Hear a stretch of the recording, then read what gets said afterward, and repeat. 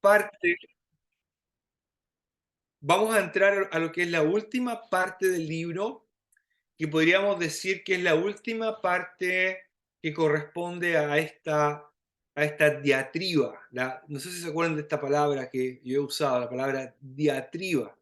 Diatriba es como un diálogo eh, que no es un diálogo real, sino que más bien es un diálogo, diríamos, imaginario, donde la persona que está entregando el mensaje o la persona que está hablando es como si estuviera hablándole a una audiencia, pero la audiencia no está realmente ahí respondiendo.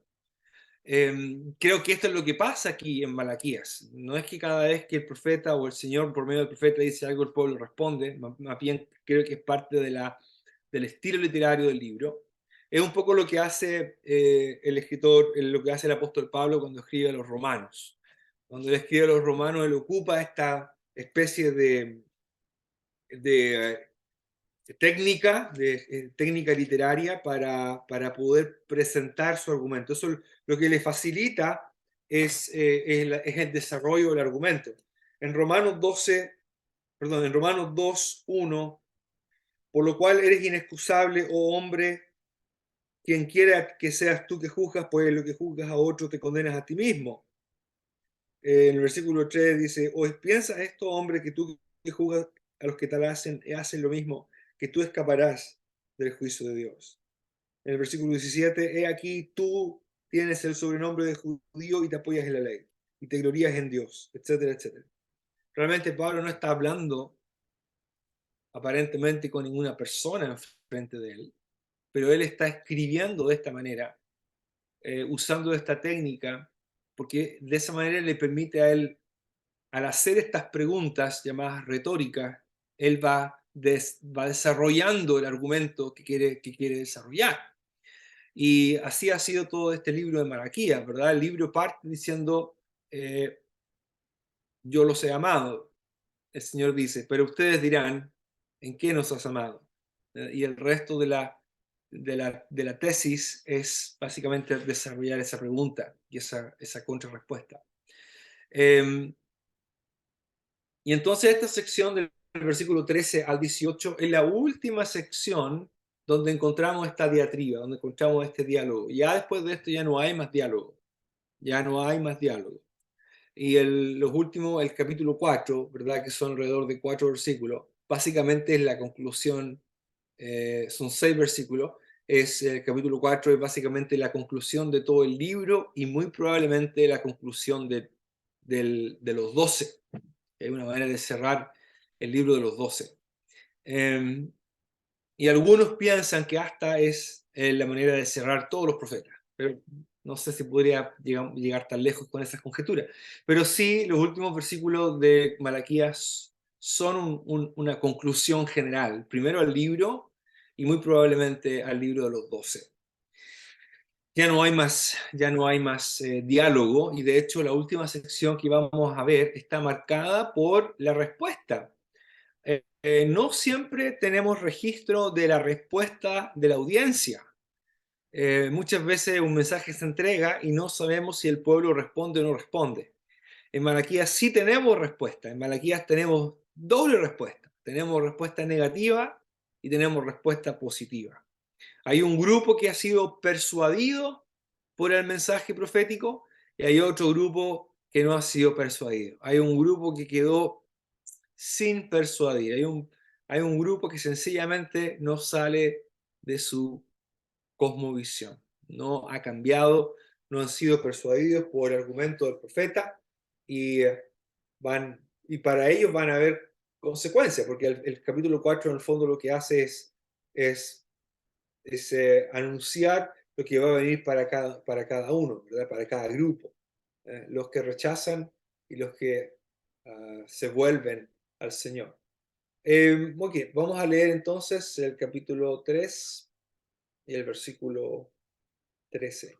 Ah, perdón, compartí mi pantalla.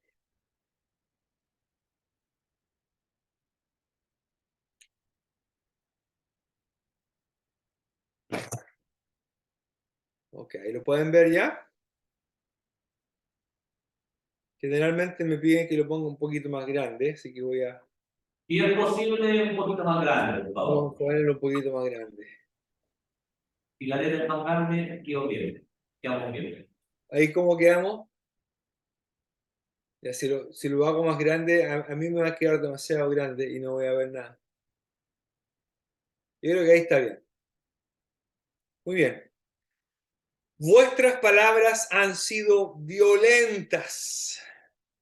Vamos a hablar de esto hoy día. Vuestras palabras han sido violentas, dice Yahvé. Pero ustedes dirán, ¿qué hemos hablado contra ti? Habéis dicho, esto es lo que el Señor dice ahora, habéis dicho, por demás es servir a Dios. ¿Qué aprovecha que guardemos su ley y que andemos afligidos en presencia de Yahvé de los ejércitos? Decimos pues ahora, bienaventurados. ¿Quiénes son bienaventurados según esta gente? Los soberbios. Los soberbios son los bienaventurados. Y los que hacen impiedad, ellos también son bienaventurados. No solo son prosperados, sino que tentaron a Dios y escaparon. Entonces, los que temían a Yahvé hablaron cada uno a su compañero,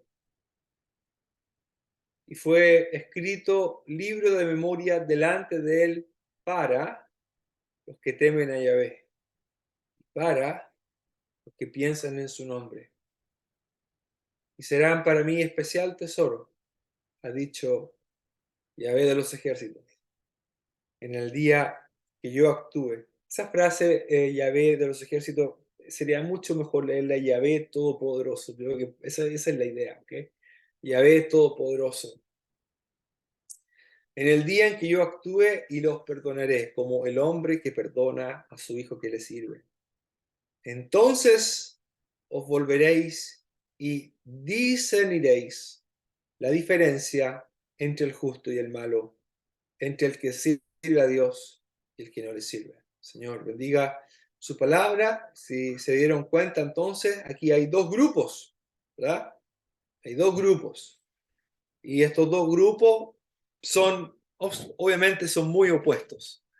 Hay un grupo que vamos a hablar hoy día, el negativo, que se caracteriza por ser un grupo que no ha cambiado su manera de pensar, que sigue teniendo una visión errónea de quién es Dios. Y creo que he mencionado aquí que el tema central de Malaquías, lo más importante, lo que se enmarca dentro del concepto más importante, tiene que ver con la capacidad de ver la grandeza de Dios. Y el no ver la grandeza de Dios, obviamente, deriva en una mal práctica en el culto, en el servicio sacerdotal y también en otros aspectos. Ahora, interesante la expresión vuestras palabras contra mí. Interesante que, bueno, lo primero, ¿verdad? Lo primero que llama la atención es la expresión vuestras palabras.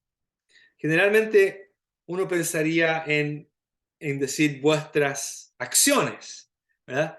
Pero vuestras palabras, el hablar, obviamente, como el Señor sabiamente lo dijo, uno habla de lo que abunda en el corazón. De la abundancia del corazón habla la boca. Y lo que el Señor dice aquí es que las palabras de esta gente, lo que ellos dicen, ha sido violento. Ahora voy a explicar este concepto de violencia porque es muy interesante.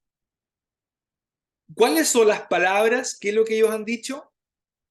Ellos han dicho, eh, ellos han dicho que está de más servir a Dios, número uno, que no hay ningún provecho, que aprovecha que guardemos su ley, que guardemos su mandato, que aprovecha que andemos afligidos en la presencia del Señor. Más bien, ellos dicen también, bienaventurados los soberbios y bienaventurados los que hacen impiedad. Llevo 5 cosas contadas. Porque son prosperados, aunque tentaron a Dios y escaparon. Por lo menos 6 cosas. Hay por lo menos 6 ideas. Y cada idea es una idea errónea, ¿verdad? Es una idea errónea. Primero, la primera parte de lo que ellos dicen tiene que ver con el pobre concepto que tienen de servir a Dios. Y lo segundo tiene que ver con el pobre concepto que tienen de la santidad y la justicia de Dios, que son los problemas que ya hemos visto, ¿verdad? Y ellos desprecian el culto, desprecian las ofrendas, le presentan el animal robado, el animal cojo, el animal ciego, el animal destruido, el animal podrido. Llevo, llevo 2 días trabajando en el versículo 14 del capítulo 1. Estoy traduciéndolo. Llevo 2 días trabajando en ese puro versículo. Pensé que iba a terminar hoy día y no he podido terminar.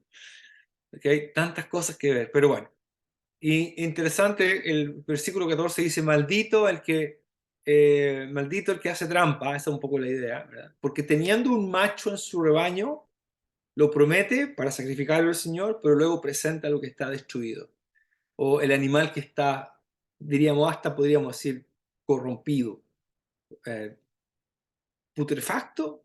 Bueno, todas estas cosas que pasan, las acciones de los sacerdotes y los levitas, dejan en evidencia el concepto que ellos tienen de Dios.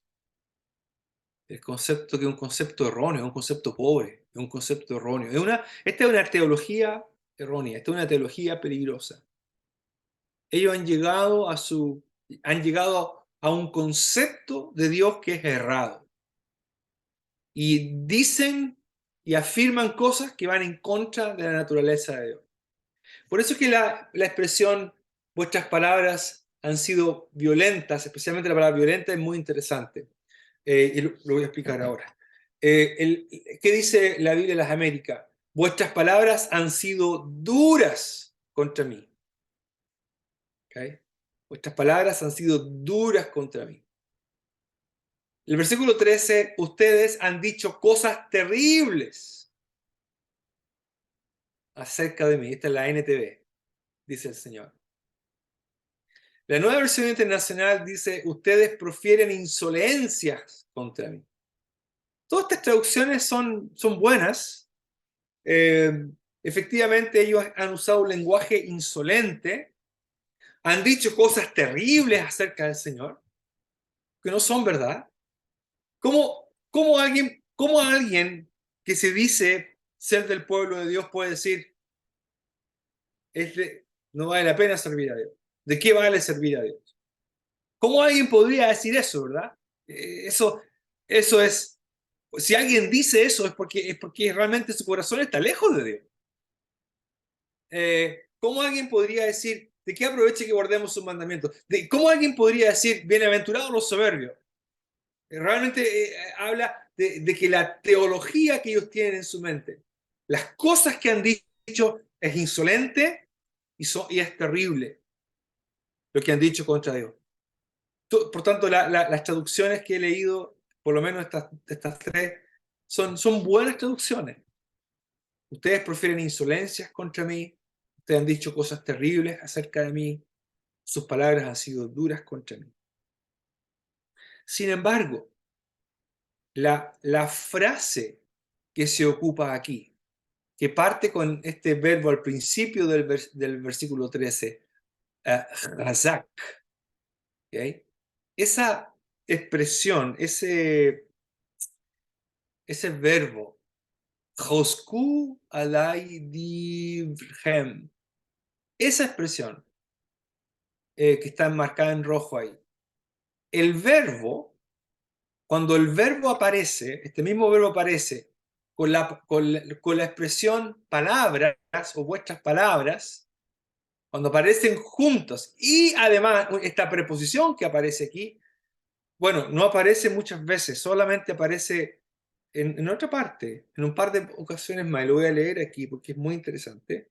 En Primero de Crónicas, pues, capítulo 21. ¿Ustedes recuerdan la historia? ¿Se acuerdan la historia de cuando David censó al pueblo? Y aquí dice que Satanás se levantó contra Israel e incitó a David. Samuel dice que el Señor se airó contra Israel y él incitó a David.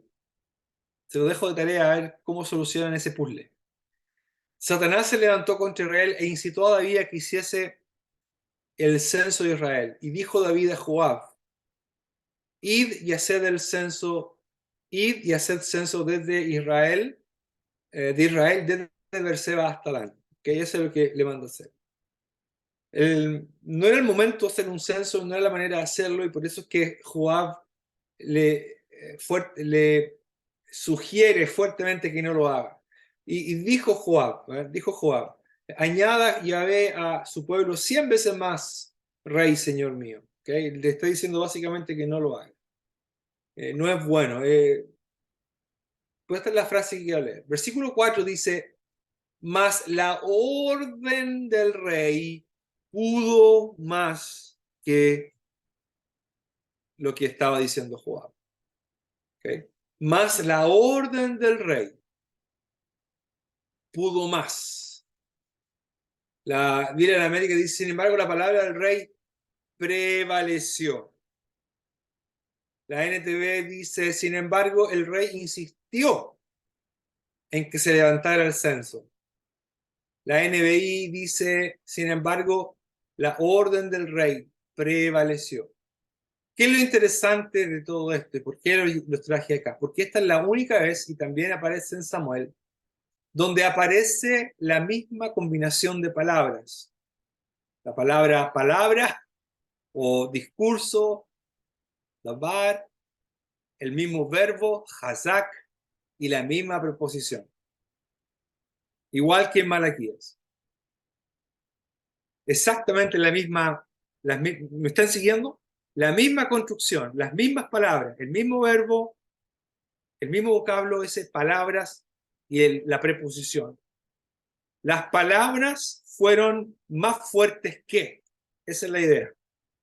Las palabras de David fueron más fuertes que las palabras de Joab. Las palabras de David, las ideas de David, porque eso en el fondo, ¿verdad? Las palabras simplemente reflejan ¿qué? Las palabras reflejan la idea que David tiene. Usted sabe cómo somos nosotros los seres humanos, ¿verdad? Somos porfiados. ¿verdad? Hacemos prevalecer nuestras palabras. Hacemos prevalecer nuestras palabras. ¿verdad? Aquí se hace lo que yo digo. Cuando decimos eso, estamos diciendo, aquí se hace lo que yo pienso. Estamos de acuerdo, ¿verdad? Lo que uno dice es lo que uno piensa. Y cuando el pasaje en Primero de Crónica y también en Primero de Samuel dice que las palabras de David prevalecieron por sobre las palabras de Joab, lo que está diciendo es la idea de David de hacer el censo, aunque era una mala idea, sin embargo, esa idea prevaleció o fue más poderosa que el consejo de Joab. Y eso trajo, obviamente, consecuencias. Ahora, en Malaquías tenemos exactamente la misma construcción de palabras. Dice, vuestras palabras fueron violentas, pero la palabra violenta es el mismo verbo, hazak, ser fuerte, eso significa el vocablo, ser fuerte. Y creo que aquí la idea es, vuestras palabras, vuestras ideas han prevalecido sobre mis palabras, sobre mis ideas. Su teología, dice el Señor por medio del profeta, su teología, la teología que ustedes tienen, no pudo contra mi teología. Esta es la seriedad del pecado. La seriedad del pecado es que esta gente ya no tiene vuelta atrás. Están tan convencidos en su cabeza de lo que piensan. Están tan convencidos de lo que piensan que ni siquiera reaccionan. Ya no escuchan al profeta. Ya no escuchan a Dios. Su teología es más importante que la mismísima palabra de Dios. Ese es el sentido. Vuestras palabras prevalecieron. Vuestro mensaje prevaleció. Vuestro mensaje ha sido más fuerte. ¿Mm? Acuérdense que es la misma preposición. Es la preposición al con el pronombre yo o mí. Vuestras palabras hacia mí han sido prevalecientes o más fuertes. Vuestras palabras han prevalecido contra mí. La, la aseveración es profunda y es muy reverente, es muy solemne, porque esto habla al punto al que puede llegar una persona. Y en el fondo, hermanos, esto pasa a no creyentes y creyentes. Pasa a los no creyentes porque al final ellos tienen su propia teología. Una persona que no se convierte porque sigue pensando que él tiene la razón, en vez de que Dios tiene la razón. Prevalece su propia idea, su propia manera de pensar, prevalece por sobre la teología que Dios le presenta el mensaje del Evangelio. Pero a los creyentes también le pasa. Los creyentes pueden estar tan convencidos, aunque estén equivocados, y no van a salir de ahí. No van a salir de ahí. No hay cómo sacarlos de ahí. Están tan convencidos, pero lo que piensan de Dios es erróneo, pues no es correcto, es falso. Pero están tan convencidos. Ahora, ¿cómo llegaron ahí? ¿Cómo llegaron a autoconvencerse? Bueno, creo que la razón aquí en Malaquías, la razón está en que ellos están juzgando por lo que ven. Ellos están viendo. Ellos están viendo que a los impíos les va bien. Ellos están viendo que a los que hacen iniquidad les va bien. Ellos ven que sirven a Dios, guardan los mandamientos del Señor y sin embargo todavía están en pobreza, todavía están bajo el imperio persa. Entonces, ¿cuál es el punto? Dicen ellos. No vemos que el guardar los mandamientos y el andar afligido en la presencia del Señor nos ayude en algo. Los que hacen el mal, lo más bien que les va. Ahora, ellos no son los primeros que pasan por eso. Acuérdense del famoso y precioso Salmo 73. En el Salmo 73, Asaf dice, por poco resbalaron mis pasos. Dice en el versículo 3, en el versículo 2, Asaf dice, en cuanto a mí, casi se deslizaron mis pies, por poco resbalaron mis pasos, porque tuve envidia de los arrogantes, viendo la prosperidad de los impíos. Viendo la prosperidad de los impíos. Porque no tienen congojas por su muerte, pues su vigor está entero. No pasan trabajos como los otros mortales, ni son azotados como los demás hombres. Por tanto, la soberbia los corona, se cubren de vestido de violencia. Los ojos se les saltan de gordura. Aquí que los ojos se salten de gordura es algo bueno, porque el que era gordito en el mundo antiguo es porque tenía plata. Hoy día me da la impresión de que la gente menos recursos son los más gorditos porque comen tan mal, ¿verdad? Es como al revés hoy día. ¿Eh? Pero bueno, el punto es que aquí que se les salte el ojo de gordura habla de que prosperan, les va bien, tienen mucho dinero. Logran con creces los antojos del corazón, se mofan y hablan con maldad de hacer violencia, hablan con altanería, ponen su boca contra el cielo y su lengua pasea la tierra. Se burlan de Dios. Dice, ¿cómo sabe Dios? ¿Sabe Dios de estas cosas? Versículo 14, verdaderamente en vano he limpiado mi corazón y lavado mis manos en inocencia. Bueno, el versículo 15, si dijera yo, hablaré como ellos, he aquí a la generación de tus hijos, engañaría. Cuando pensé para saber esto fue duro trabajo para mí, hasta que entrando en el santuario de Dios, comprendí el fin de ellos. Lo que estoy tratando de decir es que Asaf, que también era parte del templo, ¿verdad? Él veía que los impíos prosperaban, que les iba bien, que no les pasaba nada malo y que los que sirven a Dios muchas veces la pasan peor. Pero la diferencia de Asaf y los que están aquí en el libro de Malaquías, ¿cuál es la diferencia? La diferencia es que Asaf dice, entrando en la casa de Dios. Hubo un momento en que él reaccionó y dijo, no, realmente esto es temporal, no siempre va a ser así. Esto es lo que no pasó con este grupo. Este grupo en Malaquías es el primer grupo que no ha sido persuadido, el primer grupo que ha sido, que mantiene su teología errónea, una teología errada, una teología torcida, porque ha torcido el carácter de Dios. En la teología de ellos, Dios es alguien a quien no vale la pena servir. En la teología de ellos, Dios es un Dios que no vale la pena ni siquiera afligirse. En la teología de ellos, en su manera de ver las cosas, los soberbios son los bienaventurados y los que hacen iniquidad son bienaventurados. Entonces, hermanos, realmente este es algo que nos hace pensar. Una de las cosas que quizá tenemos que recordar, porque ellos dicen, ¿de qué vale? ¿De qué vale? ¿Para qué servimos a Dios? Habéis dicho, por demás es servir a Dios. Por demás es servir a Dios. No estoy seguro si no, me parece que esa palabra de más significa por nada. ¿Qué gano yo? ¿Qué es lo que gano yo con servir a Dios?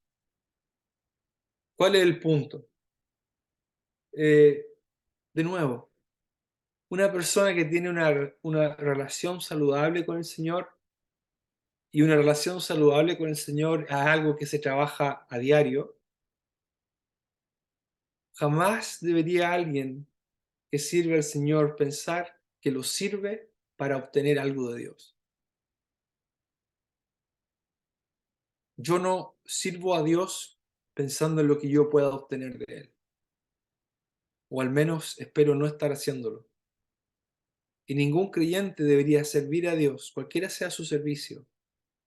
Ningún creyente debería vivir su cristianismo pensando en qué es lo que puedo obtener de Dios. Eso es lo que dice el Evangelio de la Prosperidad, ¿verdad? Si tú haces algo por Dios, Dios te lo va a recompensar aquí en la tierra. Si tú le das a Dios un billete de 20.000, Dios te lo va a devolver y te va a dar 40.000. Y toman pasajes fuera de contexto. Pero uno no sirve a Dios pensando en qué es lo que uno va a recibir. Y si uno piensa en lo que va a recibir, realmente lo que realmente sabemos vamos a recibir, lo vamos a recibir completo cuando no estemos en esta tierra.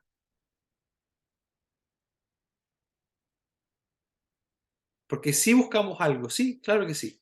¿Buscamos qué? Bueno, buscamos estar en su presencia, buscamos aquellas cosas que son eternas. Sí, claro que sí. Pero cuando decimos servir a Dios por algo, me refiero, si yo sirvo a Dios, entonces nunca me voy a enfermar, o si yo sirvo a Dios, nunca voy a tener problemas en mi familia, o si yo sirvo a Dios, nunca voy a tener problemas financieros, o si yo sirvo a Dios, todo va a estar bien. Si alguien piensa que por servir a Dios todo va a estar bien, entonces tiene un concepto errado, igual que esta gente, tiene un concepto errado de quién Dios es. La segunda cosa que ellos dicen es, ¿qué aprovecha que guardemos su ley? ¿De qué aprovecha? ¿Qué ganamos con guardar su ley? La palabra que aparece aquí, servir, eh, y la palabra que aparece también aquí, la palabra guardar, esas dos palabritas son muy interesantes. Guardar, perdón, servir y guardar. Son los mismos vocablos que aparecen en el libro de Génesis cuando se dice que Dios puso a Adán en el huerto para que trabajara y lo guardara. Servir y guardar. El vocablo en Génesis dice para trabajar, pero el vocablo es servir.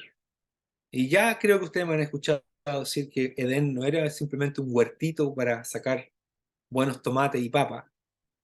Edén era un espacio sagrado. Edén era más un templo que un jardín. Era un jardín, pero era más un templo, es espacio santo, es espacio sagrado. Y los mismos vocablos después, servir y guardar. son los que se ocupan para hablar de las labores de los levitas y de los sacerdotes. Ellos servían y guardaban.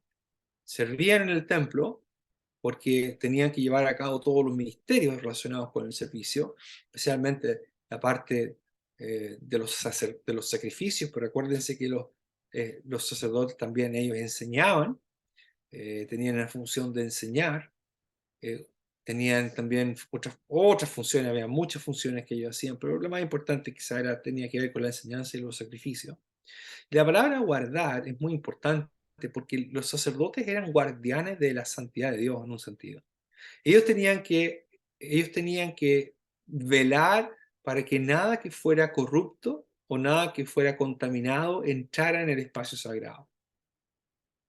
Por eso es que a ellos se les enseña y ellos eran los expertos en detectar cuando algo era inmundo o era aceptable o no. Ellos eran los que tenían que darse cuenta de que un animal no era presentable. Ellos tenían que darse cuenta cuando un animal estaba enfermo o ciego o cojeando o corrupto. Sin embargo, ellos dejaron de hacer eso aquí y por eso es que ellos son los más responsables. Ellos son los más responsables. Ellos tenían que guardar el santuario y eran responsables de proteger ese espacio sagrado. Era una labor noble, era una labor grande. Y sin embargo, ellos dijeron, ¿de qué sirve servir a Dios? ¿Qué ganamos? ¿Qué aprovecha que guardemos su ley? ¿Qué ganamos con andar afligidos en la presencia de Dios? Como si el andar afligido fuera una manera de convencer a Dios. Realmente lo que ellos tienen que hacer es volverse al Señor. Lo que ellos tienen que hacer es recapacitar. El versículo 15, ellos siguen diciendo, ¿verdad? Bienaventurados, bienaventurados. Ya ustedes se acuerdan, hablábamos bastante de la bienaventuranza. Bienaventurados son las personas que disfrutan de la bendición de Dios. Ellos son las personas bienaventuradas. Bienaventurados son los que tienen la bendición de Dios. El Salmo 1, bienaventurado el varón que no anduvo en consejo de malos, que ni en camino se me cruzan los versículos. Bienaventurado, voy a leer. Bienaventurado el varón, o la persona, que no anduvo en consejo de malos, ni estuvo en camino de pecadores, ni en silla de escarnecedores se ha sentado, sino que la ley de Yahvé está su delicia. Bienaventurados, bienaventurados son ellos. Son los que tienen la bendición de Dios. Pero en el concepto de estas personas, ellos dicen, no, ¿sabes quiénes son bienaventurados? Bienaventurados son los que hacen lo que quieren y se salen con la suya. Eso es el concepto que ellos tienen. Ellos son bienaventurados. Hacen lo que quieren, son soberbios, no se humillan, hacen lo que quieren, hacen impiedad y más encima prosperan. Dios no está ahí. ¿Dónde está Dios? ¿Dónde está Dios? ¿Por qué Dios no hace algo?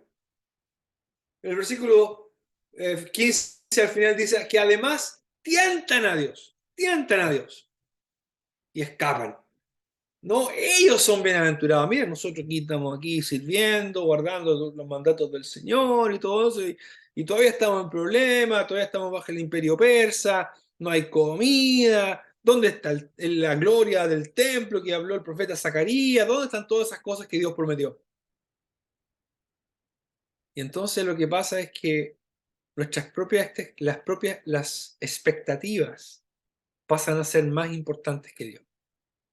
Las expectativas personales, mis planes, mis expectativas, comienzan a ser más importantes que el Dios que provee para que aquellas cosas pasen. Todo esto, hermanos, es resultado de una visión errónea de quién es Dios. De quién es Dios. Su problema es un problema de visión espiritual. La otra parte tiene que ver con la parte positiva, lo voy a dejar introducido. Noten el contraste en el versículo 16. Entonces, palabra entonces marca un contraste. La Biblia de América lo incluyó, la Nueva Traducción Viviente también lo incluyó, entonces la NBI no lo incluyó, la palabra entonces. Pero es importante porque el vocablo está incluido y ayuda a marcar el cambio. Hay un grupo que reacciona. Hay un grupo, dentro de todo este grupo que está escuchando el mensaje del profeta Malaquías, hay un grupo que respondió. Y noten ustedes que ellos también hablan. Los que temían a Yahvé hablaron. Cada uno a su compañero. Ellos también hablaron. Pero lo que ellos hablan es totalmente diferente a lo que el primer grupo hablaba acerca del Señor. Mientras que lo que ellos dicen, el profeta dice, vuestras palabras han sido duras contra mí, o vuestro mensaje, vuestras ideas han prevalecido. Ellos lo que ellos hablan aquí hace que la atención del Señor se despierte. Él pone atención, escuchó y oyó. Y fue escrito un libro de memoria delante de él para los que temen a Yahvé. Hay hartas cosas que decir aquí. No lo voy a ver ahora porque ya son casi las 7:25 y ya la primera parte era hay bastante información. Pero prefiero que vayamos a casa y que mediten en la primera parte y el otro viernes, si el Señor lo permite. El otro viernes, Viernes Santo. Vamos a estar no sé si voy a alcanzar a estar aquí, vamos a estar en conferencia. Bueno, ahí lo vemos en la semana, hermano Miguel. Quizá ustedes también van a estar de conferencia, así que ahí vamos a ver. Ya. De todas maneras, vean este video después y noten el contraste. Si quieren hacer una tarea, noten las cosas ¿cuál es la diferencia entre este grupo y el primer grupo? Yo ya mencioné una diferencia entre ellos. La diferencia está en lo que ellos hablaron. No tenemos el contenido de lo que se habló, pero hay una frase clave aquí. La frase es los que temían a Yahvé, los que temen o los temerosos del Señor. Esa expresión, los temerosos del Señor, no es muy común. No es muy común. Creo que aparece unas 8 veces solamente,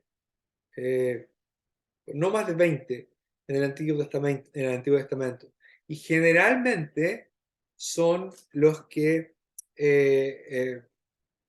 temen al Señor son descritos de una manera muy particular. Los que temen al Señor son los que quieren estar cerca del Señor.